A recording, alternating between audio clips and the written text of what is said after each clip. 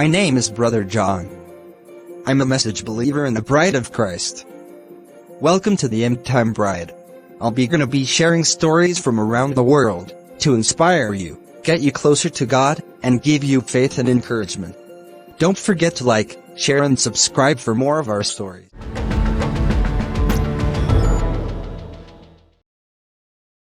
Let's talk about Jesus Really Love You. Every Sunday afternoon, after the morning service at a church, the pastor and his 18-year-old son would go out into their town and hand out the spoken word books. This particular Sunday afternoon, as it came time for the pastor and his son to go to the streets with their books, it was very cold outside, as well as pouring down rain. The boy bundled up in his warmest and driest clothes and said, "Okay, Dad, I'm ready." His pastor dad asked, "Ready for what?"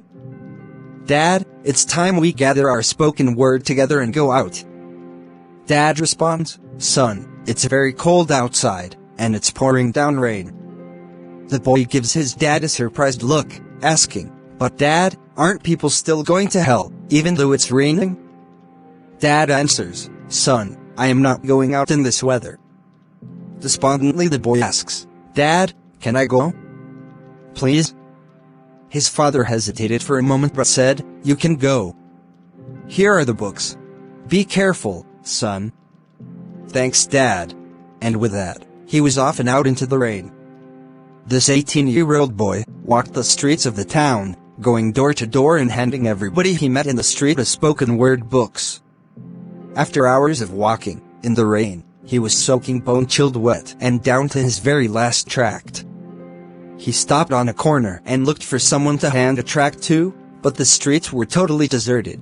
Then, he turned toward the first home he saw and started up the sidewalk to the front door, and rang the doorbell. He rang the bell, but nobody answered. He rang it again and again, but still no one answered. He waited, but still no answer. Finally, this 18-year-old trooper turned to leave, but something stopped him. Again, he turned to the door, and rang the bell and knocked loudly on the door with his fist. He waited, something holding him there on the front porch. He rang again, and this time the door slowly opened. Standing in the doorway was a very sad-looking elderly lady. She softly asked, "What can I do for you, son?"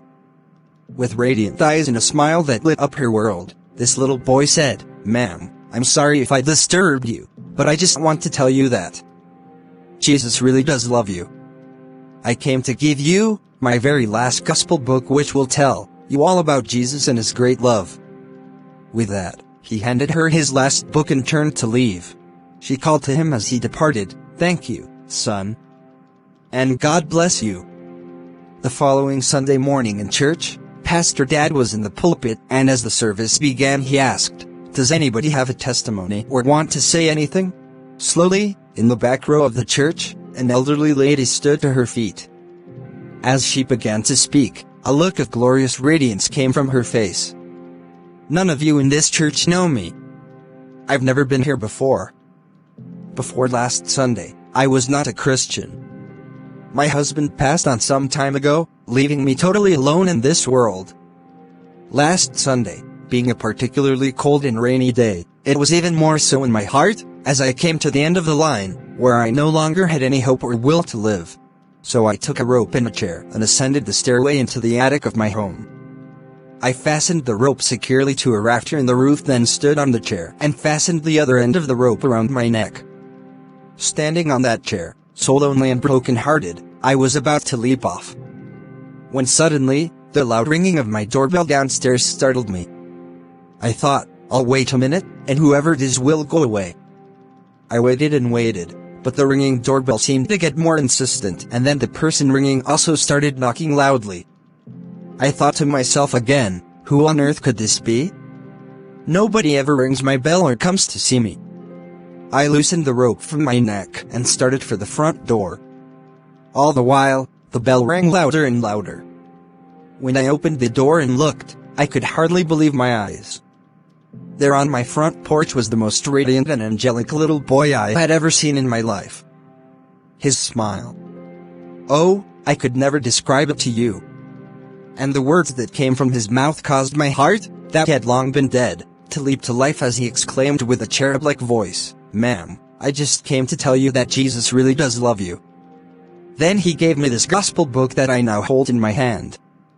As the little angel disappeared back out into the cold and rain, I closed my door and read slowly every word of this spoken word book. Then, I went up to my attic to get my rope and chair. I wouldn't be needing them any more. You see, I am now a happy child of the King, and since the address of your church was on the back of this spoken word, I have come here to personally say, thank you to God's little angel who came just in the nick of time and by so doing, spared my soul from an eternity in hell. There were now no dry eyes in the church. As shouts of praise and honor to the King resounded off the very rafters of the building, Pastor Dad descended from the pulpit to the front pew where the little angel was seated.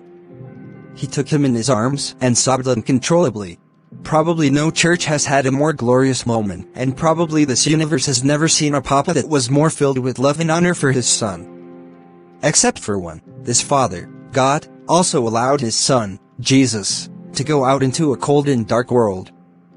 He received his son back with joy unspeakable, and as all of heaven shouted praises and honor to the King, the Father sat his beloved Son on a throne far above all principality and power and every name that is named.